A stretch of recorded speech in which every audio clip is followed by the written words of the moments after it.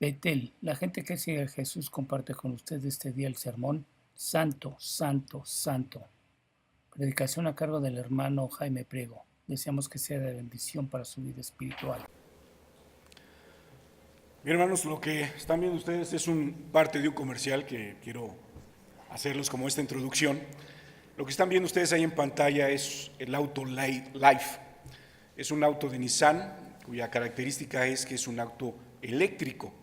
Y si ustedes lo ven ahí, bueno, su perfil tiene una parte aerodinámica muy importante.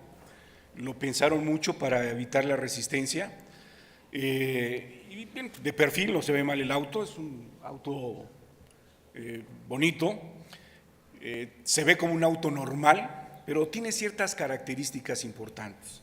Si vamos a la tercera, por favor, la que sigue. Ese auto es eléctrico, como les decía, esa es la forma en que se carga ese auto.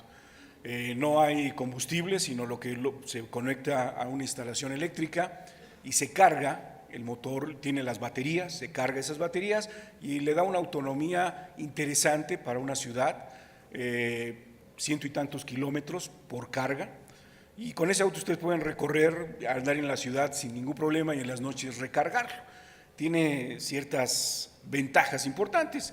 Si ustedes ven la siguiente diapositiva, ustedes van a ver el interior del auto. Si mi hermano me puede pasar la siguiente, por favor. Van a ver ustedes el interior del auto, donde pues, es un auto bastante cómodo, tiene asientos de piel, tiene una instrumentación muy bonita, muy cómoda y tiene algo distinto. En el tablero no van a ver ustedes un tanque de gasolina, sino van a ver una batería, cómo se está cargando la batería. En vez de que les diga cuántos litros tiene, le va a decir más o menos cuántos kilowatts tiene el auto todavía para seguir caminando. En la siguiente ustedes van a poder ver hermano, me pasa la siguiente, por favor. Ya se me adelantó una más, pero bueno, esta es era la parte de atrás y vemos, déjamela ahí, hermano, por favor, ¿no? La que sigue. Vamos a ver las características que tiene este auto. Tiene asientos de piel con calefacción, asientos de conductor con varias posiciones, entre otras cosas cristales tintados, pantalla digital de 7 pulgadas, no sé, tapetes de tela, volante forrado en piel. La que sigue, por favor, hermano. Son ciertos, si ustedes ven la palabra que usa Nissan, dice atributos, son características o atributos que tiene este auto. Aire acondicionado, control en el volante de audio, Bluetooth y demás. Tiene un modo B de conducción, que ese auto cuando ustedes lo ponen en esa forma, a la hora de frenar o cuando ustedes van de bajada, se recargan las baterías con el mismo y la inercia que lleva el auto y con la gravedad se siguen cargando las baterías, puerto USB y demás. La última es, si lo da por favor la que sigue, tiene lo más importante, hermanos, un motor eléctrico, un motor que tiene una potencia de 80 kilowatts.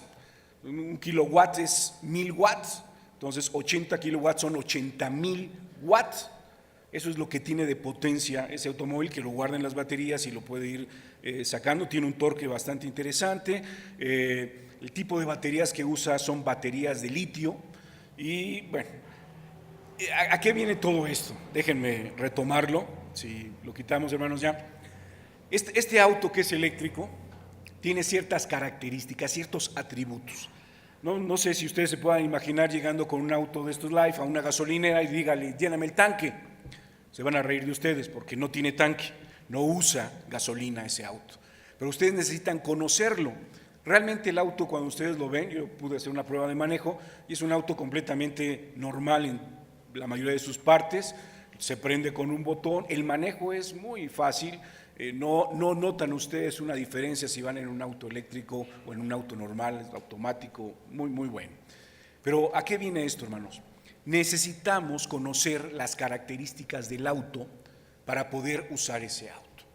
Y en estas semanas próximas, nosotros vamos a estar viendo los atributos de Dios, las características de Dios. ¿Por qué? Porque es importantísimo, hermanos. Porque si no vamos y cometemos normalmente cuestiones en nuestra vida que queremos hacer como si llegáramos a una gasolinera y queremos pedirle que nos carguen el auto. Porque es algo normal, porque todo el mundo así lo hace, porque todos los autos así funcionan. Pero el auto que nosotros estaríamos manejando, si fuera este live, no tendríamos que hacer eso. En ocasiones llegamos ante el Señor y queremos ordenarle a Dios, por ejemplo, y queremos decirle a Dios lo que sucede en nuestras vidas. Y no nos damos cuenta que en las características de Dios, a Dios no se le puede ordenar, se le puede pedir, por supuesto, pero Él nos enseñó a orar: Señor, hágase tu voluntad en la tierra como en el cielo. Y nosotros llegamos y queremos hacer otras cosas. Por eso la importancia de querer buscar, de querer saber, de saber conocer cómo es Dios. Y en estas próximas ocasiones vamos a estar viendo los atributos de Dios, las características que tiene Dios. ¿Por qué, hermanos? En Génesis 1:27 dice así: y creó Dios al hombre a su imagen. A imagen de Dios lo creó, varón y hembra los creó. Esto es bíblico y es correcto, pero muchas veces nosotros transformamos este versículo y pensamos que dice algo como y creó el hombre a Dios, a imagen del hombre lo creó. Suena raro, ¿no?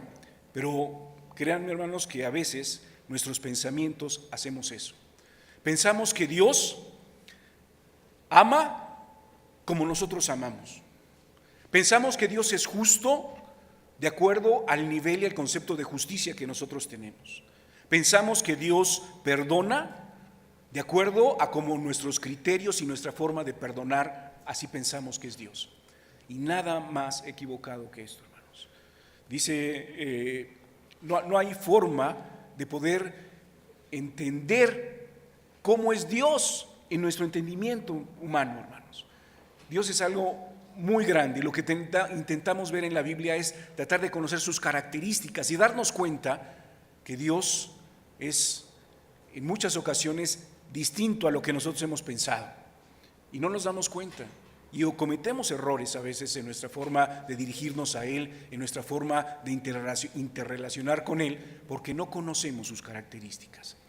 Es que, por ejemplo, hermanos, si ustedes le regalaran un ramo de rosas a una persona queriéndolo agradar, sin saber que esa persona es alérgica a las rosas, si ustedes quieren quedar bien con esa persona y lo hacen, ¿por qué? Porque es algo correcto, es algo bueno, quieren agradarlo, pero no es la forma para esa persona en especial, porque eso, lejos de agradarle, lejos de sentirse halagada, se va a sentir muy mal porque es alérgica a las rosas. Necesitamos conocer a ese Dios, necesitamos conocer a ese Dios que tenemos para poder interrelacionar con Él y no cometer errores, hermanos, que a veces nos sacan de esa jugada. No sé, hermanos, ustedes llevan su auto de taller, tomando un ejemplo del auto, y si el mecánico les dice: es que fíjate que tuve que cambiar la chafaldrana y te va a salir en tanto, pues ustedes se pueden quedar así como diciendo: pues qué bien, ¿no? Le cambió la chafaldrana, que bueno, ya no me va a fallar. Bueno, pues la chafaldrana, hermano, se oye, y no sé si algún mecánico lo haya usado, bueno, pero esa palabra no existe. A veces se usa esa palabra para decir cualquier cosa, ¿no? Una chafaldrana, un objeto X, pero no hay un aparato que sirva dentro del auto que se llame chafaldrana, ni eléctricos ni no eléctricos. Pero si no conocemos, no podemos tomar acciones. A lo mejor les dice el mecánico: le cambié la chaveta del trinquete. Suena todavía más raro, ¿no? La chaveta del trinquete, pero eso sí existe. La chaveta es un seguro que se usa en ciertas conexiones y el trinquete se usa en ciertas cuestiones. Por ejemplo, el freno de mano, lo que va haciendo que el freno de mano se ajuste es un trinquete. Entonces sí existe la chaveta del trinquete. Pero si nos dice: le cambié la chafaldrana o la chaveta del trinquete, y no conocemos, pues de nada nos sirve, hermano. ¿A qué quiero llegar con todo esto? Queremos y necesitamos conocer a Dios. Vamos a orar, hermanos, antes de entrar en su palabra, y vamos a pedirle a Dios que nos lleve al abrir su palabra. Nuestro buen Padre, te damos gracias porque tú eres un Dios vivo. Queremos suplicarte, Señor, que en estos momentos, al abrir tu palabra, Padre, podamos conocerte, podamos conocer de ti, podamos saber, Señor, quién eres, cómo eres, Señor. Poderlo ser guiados por tu Espíritu Santo, Señor, que tu palabra nos revele esto. Y podamos conocer, Señor, en esta ocasión tu santidad y saber que tú eres santo, santo, santo. Gracias, Señor. Te suplicamos, Señor, que tu palabra nos hable, que quite, Señor, de tu servidor cualquier idea humana y seas tú, Padre, a través de tu Espíritu, quien podamos hablar. Gracias, en ese nombre precioso que es sobre todo nombre de Jesucristo, Señor, que nos da la potestad de poder estar delante de ti. Gracias. Amén. Entonces, hermanos, los atributos son las características de Dios y vamos a estar hablando acerca de esto. Hay atributos que Dios comparte con nosotros y hay atributos que son exclusivos de Dios. Dios nos pide que seamos misericordiosos. Él es misericordioso y nos pide. Dios nos pide que seamos bondadosos. Él es bondadoso. Nos pide que seamos fieles. Él es fiel. Pero Dios no nos puede decir que seamos todopoderosos, porque Él es el único todopoderoso. Dios no nos puede decir que sepamos todo, porque Él es el único que sabe todo. Dios no nos puede decir que no cambiemos, porque Él es el único inmutable. Y el atributo que nos va a ocupar en estos momentos es la santidad de Dios. Hay un versículo en 1 Pedro 1:16 que dice: porque escrito está, sed santos, porque yo soy santo. Y podríamos pensar de entrada con este versículo decir: la santidad es una característica de Dios, un atributo que Dios quiere compartir con nosotros. Pero no es así, hermanos. La santidad vamos a tratar de analizarla y vamos a ver lo que es la santidad de Dios y lo que nos pide Dios cuando nos habla de santidad, que son cosas muy parecidas, pero no son iguales. En principio, la palabra santidad quiere decir apartado, así de simple, apartado. Quiere decir exclusivo, quiere decir que no hay otra cosa para que no se distingue, que está apartado de todo, de todo en lo absoluto apartado. Pero humanamente hablando, hermanos, a veces se requiere una referencia para saber de qué estamos apartados. ¿A qué me refiero? Yo les podría decir: oye, yo estoy alejado de la puerta, pero estoy cerca del púlpito. Entonces hay un marco de referencia, una puerta, un púlpito y alguien que puede estar cerca o apartado de. Pero, hermanos, Dios no tiene marcos de referencia, porque Dios es la referencia en sí. Al decir Dios es santo, quiere decir que Dios es único. Quiere decir que no hay otra cosa, que no existe nada que tenga una relación o que se parezca a Dios. La santidad de Dios lo que significa es que Dios es único, Dios es exclusivo, no hay nada que se le pueda comparar, está apartado de absolutamente todo lo que nosotros podamos conocer, pensar o imaginar. Al decir Dios es santo, se habla de una pureza absoluta, algo que no está contaminado, pero es algo exclusivo, no tiene un punto de comparación, hermano, no hay nada que se le pueda parecer. Y cuando decimos Dios es santo, estamos diciendo Dios es único. Faraón, y Dios le dice muy fácilmente: dile que yo soy el que te manda, el que es por sí solo, el que no necesita ni siquiera un nombre, el que existe porque Él es el creador de todo y por todo y para siempre. Ese soy yo, el santo, el que es único. En la Biblia hay dos pasajes que nos hablan de esto muy especialmente, hermanos, que nos hablan de que Dios es santo, santo, santo. En la Biblia, cuando se da una característica y se habla 3 veces de ella, santo, santo, santo, es una forma de decir que es algo en lo más grande que existe, lo más grande que existe en eso, en santidad. Y cuando decimos Dios es santo, santo, santo, queremos decir que no hay nada que se pueda comparar con la santidad de Dios, que es santo, es apartado de Él. En Isaías, en capítulo 6, no lo busquen, dice así su palabra: en el año que murió el rey Usías, vi yo al Señor sentado sobre un trono alto y sublime, y sus faldas llenaban el templo. Por encima de él había serafines, cada uno tenía 6 alas, con 2 cubrían su rostro, con 2 cubrían sus pies y con 2 volaban. Y el uno al otro daban voces diciendo: santo, santo, santo, Jehová de los ejércitos, toda la tierra está llena de su gloria. Y los quinceles, quiere decir las cerraduras, las bisagras de las puertas, se estremecían con la voz del que clamaba, y las casas se llenó de humo. Entonces dije: ay de mí que soy muerto, porque siendo hombre inmundo de labios y habitando en medio de pueblo que tiene labios inmundos, han visto mis ojos al Rey, Jehová de los ejércitos. y voló hacia mí uno de los serafines, teniendo en su mano un carbón encendido, tomado del altar con unas tenazas, y tocando con él sobre mi boca, dijo: he aquí que esto toca tus labios, y es quitada tu culpa y limpio tu pecado. Después oí la voz del Señor que decía: ¿a quién enviaré? ¿Y a quién irá por nosotros? Entonces respondí: heme aquí, envíame a mí. Esto está en Isaías. Muchísimos años antes, cientos de años antes de que Juan en Apocalipsis escribiera un pasaje similar, también él vio la gloria, la santidad de Dios, y escribió lo siguiente en Apocalipsis 4. Después de esto miré, y he aquí una puerta abierta en el cielo. Y la primera voz que oí, como de trompetas, igual fuerte, que retumbaba, habló conmigo y dijo: sube acá, y yo te mostraré las cosas que sucederán después de estas. Yo al instante, yo estaba en el Espíritu, y he aquí un trono establecido en el cielo, igual un trono, y en el trono uno sentado. Y el aspecto del que estaba sentado era semejante a piedra de jaspe y de cornalina.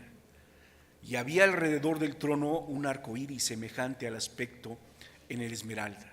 Y alrededor del trono había 24 tronos, y vi sentado en los tronos a 24 ancianos vestidos de ropas blancas, con coronas de oro en sus cabezas. Y del trono salían relámpagos, truenos y voces, y delante del trono ardía 7 lámparas de fuego, las cuales son los 7 espíritus de Dios. Y delante del trono había un mar de vidrio semejante al cristal, y junto al trono y alrededor del trono 4 seres vivientes llenos de ojos delante y por detrás. El primero ser viviente era semejante a un león, el segundo semejante a un becerro, el tercero tenía rostro como de hombre, y el cuarto semejante a un águila volando. Y los 4 seres vivientes tenían cada uno 6 alas, igual que el otro. Y alrededor estaban llenos de ojo, y no cesaban de decir día y noche: santo, santo, santo es el Señor Dios Todopoderoso, el que era, el que es y el que ha de venir.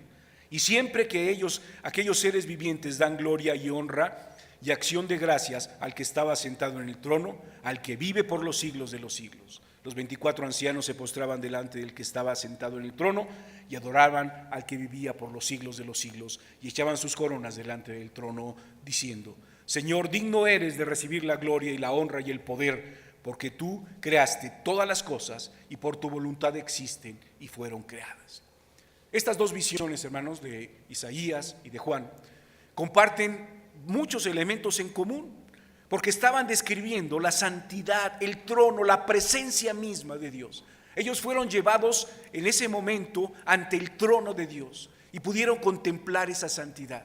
Y lo que vieron, como ellos lo describen, a esos seres que tenían 6 alas, con 2 cubrían sus ojos, con 2 sus pies y con 2 volaban, pero lo que daban diciendo era: santo, santo, santo.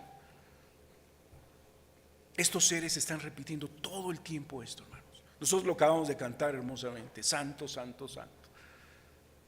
Pero ante Dios, reconocer la santidad de Dios es decirle: Señor, tú estás ahí, eres lo único, no hay otra cosa semejante a ti, Señor.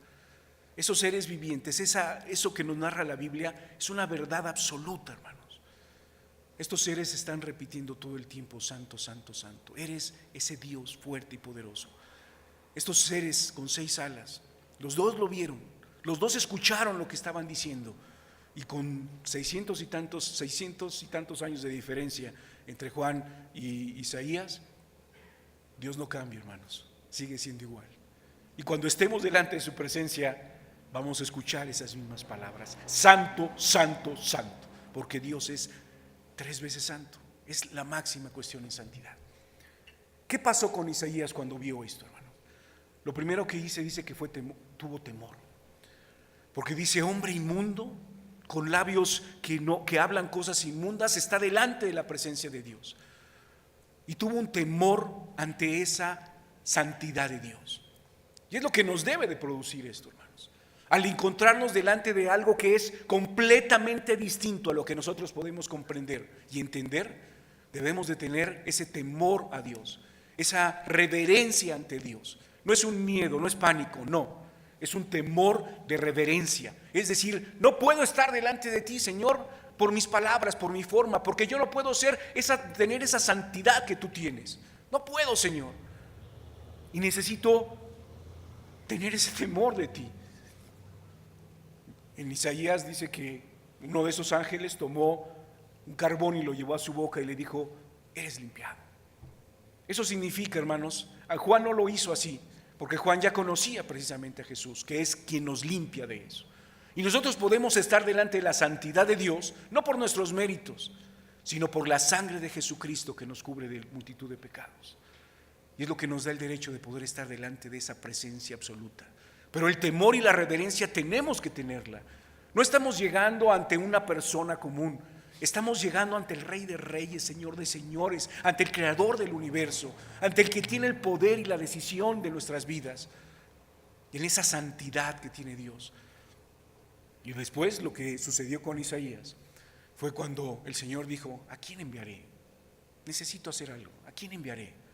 Y la respuesta de Isaías es hermosa, que hace temblar en verdad, hermanos. Heme aquí, Señor, envíame a mí. La presencia, la santidad de Dios, hermano, provoca dos cosas muy importantes: reverencia, ese temor a Dios, y provoca obediencia a Dios, hermanos. Juan hizo lo mismo. A Juan le dijo: ve y escribe estas cosas. Y él obedeció y escribió cada palabra y cada cosa que Dios le dijo que tenía que escribir en ese libro.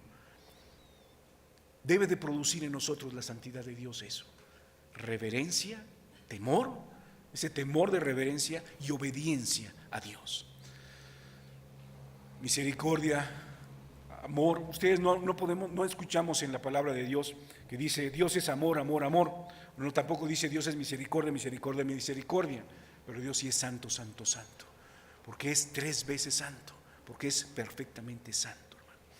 Primera de Samuel 2 dice: no hay santo como Jehová, porque no hay ninguno fuera de ti, y no hay refugio como en el Dios nuestro. No hay nada que se le parezca, no hay otra cosa, hermanos. Esa es la santidad de Dios, el ser único. Isaías 57:15 dice: porque así dijo el alto, el sublime, el que habita en la eternidad y cuyo nombre es el Santo. Yo habito en la altura y en la santidad. El nombre de Dios es el Santo de Israel, el apartado, el único, el exclusivo. Dice su palabra que esa santidad es hermosa. 1 Corintios 16:29 dice: dad a Jehová la honra debida a su nombre, traed ofrenda y venid delante de él. Postrarse delante de Jehová en la hermosura de su santidad. Salmos 96:9: adorad a Jehová en la hermosura de su santidad, temed delante de él toda la tierra. Tenemos que tener esa reverencia, ese temor para llegar ante él, hermanos. Y esa santidad también, hermanos, es la pureza completa de Dios. El no poder, en una forma, tener un inicio de pecado, una cuestión de algo que puede ensuciar esa santidad de Dios. Dios no puede pecar, hermanos, por definición. La santidad de Dios es la esencia misma de Dios, el que lo hace ser exclusivo, el que no hay otra cosa que se le pueda parecer. Él siempre permanece santo, Él es incorruptible, hermanos. El Salmo 5:4 dice: porque tú no eres un Dios que se complace en la maldad, el malo no habitará junto a ti, los insensatos no estarán delante de tus ojos, aborreces a todos los que hacen iniquidad. Dios no puede estar en la presencia de la iniquidad por su naturaleza, porque Él es santo. Por eso tuvo que venir Jesús, ese Dios santo, dejando su gloria, haciéndose hombre, viviendo una vida santa, muriendo y derramando hasta su última gota de sangre por nosotros, para pagar ese pecado por nosotros y poder estar nosotros por esa sangre de Jesús delante de su presencia. Deuteronomio 25:16 dice: porque abominación es a Jehová tu Dios cualquier que hace esto y cualquiera que hace injusticia. Dios no permite el pecado, hermanos. Hermanos, a veces nosotros pensamos en nuestra forma de ser, de que si estamos siendo sinceros con Dios y que queremos hacer bien las cosas con Dios, Dios lo ve y ve la intención de nuestro corazón y no se fija en nuestro pecado, porque nosotros pensamos que así es Dios. Pero déjenme leer este pasaje de David, donde vemos cómo Dios es santo y cómo Dios pone las cosas y no permite que las cosas sean distintas. Dice así en 2 de Samuel 6, dice: David volvió a reunir a todos los escogidos de Israel, 30,000 hombres, hermanos. Y se levantó David y partió a Balaam de Judá con todo el pueblo que tenía consigo, para hacer pasar de allí el arca de Dios, sobre las cuales eran invocado el nombre de Jehová de los ejércitos que moraban entre los querubines. ¿Qué pasaba? El arca había sido capturada, había sido ya devuelta, y cuando David estaba reinando, iba a traer el arca nuevamente a Jerusalén. Y la primera ocasión que lo quiso hacer hicieron esto: pusieron en el arca de Dios sobre un carro nuevo, sobre una carreta nueva, y la llevaron de la casa de Abinadab, que estaba en el collado, y Uz y Ahío, hijos de Abinadab, guiaban el carro nuevo.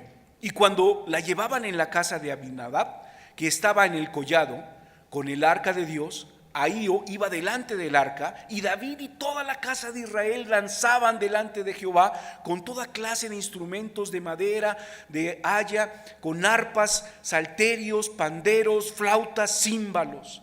Iban gozosos, hermanos.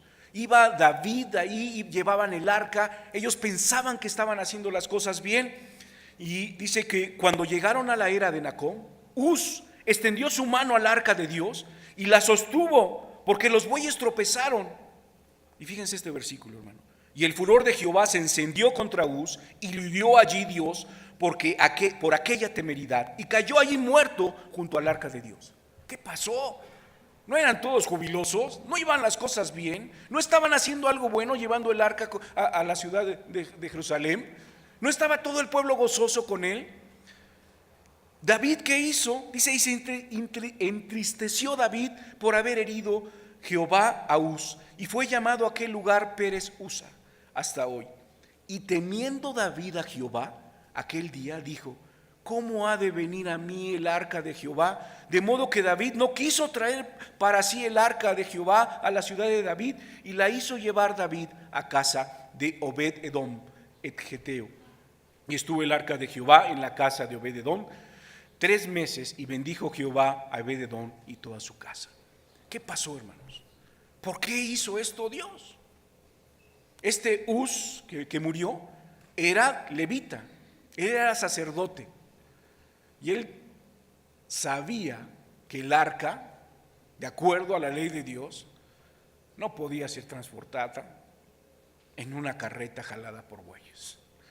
El arca en sí estaba diseñada, hermanos, con unos arcos, con unas partes metálicas, donde se introducía unas varas de madera, donde los sacerdotes tenían que cargar esa arca.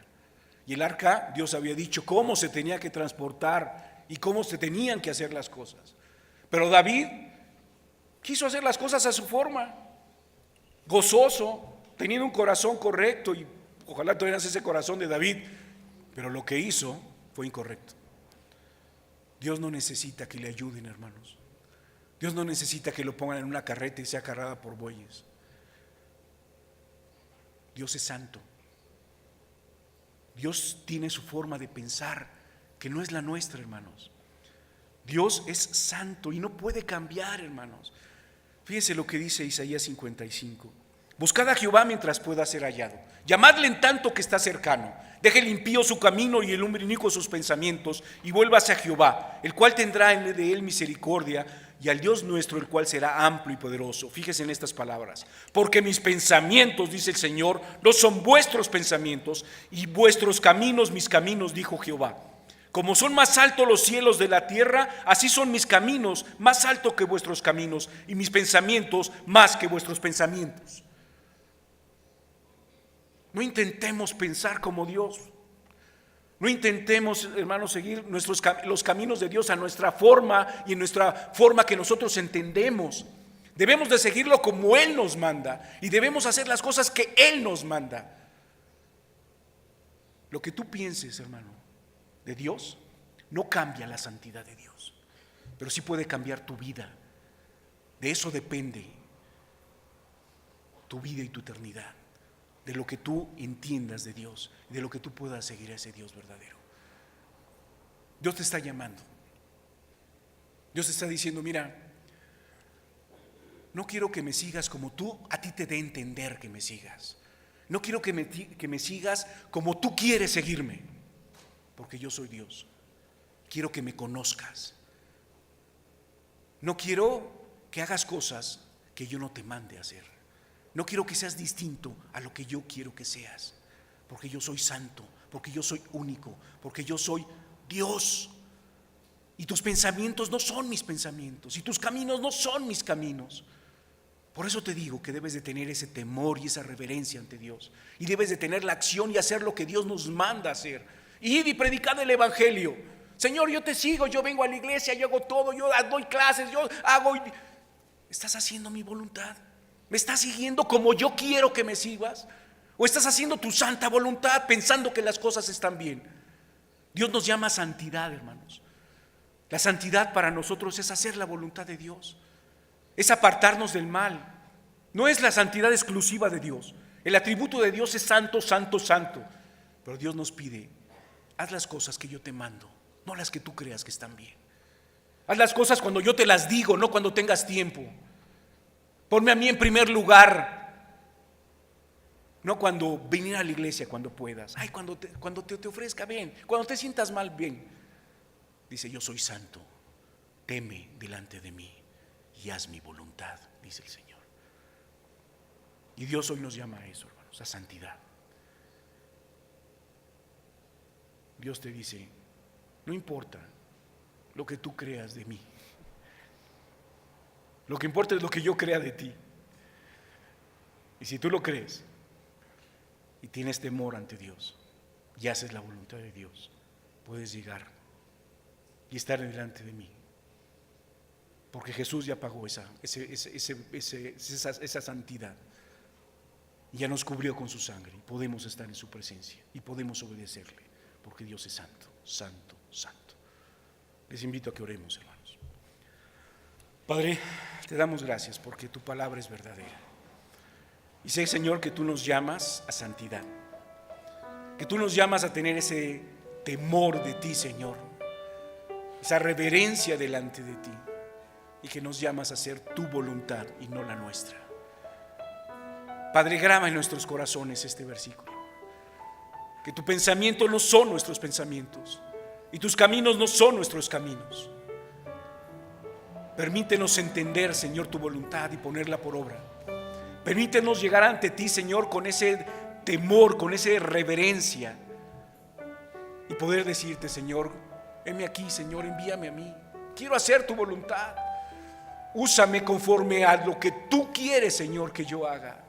No conforme a mi pensamiento, a mi forma, a mis gustos, conforme a lo que tú eres, Señor. Permítenos entenderlo, que tú nos llamas a eso. Y si tú estás por primera ocasión, permíteme decirte que Dios te llama a santidad. Y puedes llegar ante el Señor con ese temor y ese temblor. Y Dios te dice en amor que Él no puede estar junto al pecador, pero que Él ha dado su sangre a su Hijo Jesucristo para que nosotros podamos estar delante de Él. Y si aceptas esa sangre, si abres el corazón a Cristo, Él puede limpiarte para poder estar delante de esa santidad que es Dios. Y el Señor te llama. Y dice su palabra que la voluntad de Dios es que tú le conozcas, que puedas conocer a Jesucristo y puedas tener esa salvación delante de Él. ¿Reconoces esa santidad? ¿Buscas a ese Dios? Ábrele el corazón a Cristo. Permite que esa sangre de Dios te purifique, te aparte, y puedas llegar ante Él y dile, Señor, quiero abrir mi corazón ante ti. Hazme una nueva criatura.